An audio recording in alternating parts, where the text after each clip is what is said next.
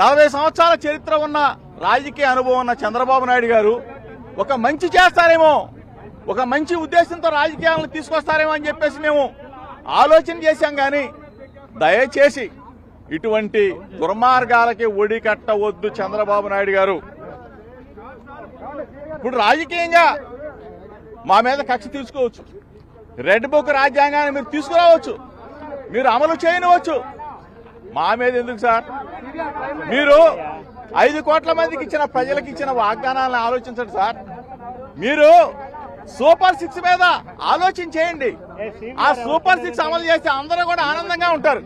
అంతేగాని diversion politics చేస్తూ అభం శుభం తెలియని పిల్లల మీద ఏంటి సార్ ఇది? దయచేసి మీకు కూడా పిల్లలు ఉన్నారు, నీకు కూడా పిల్లవాడు ఉన్నాడు. మీ ఇంటికి మా ఇల్లు ఎంత దూరమో మా ఇంటికి మీ ఇల్లు కూడా అంతే దూరం సార్.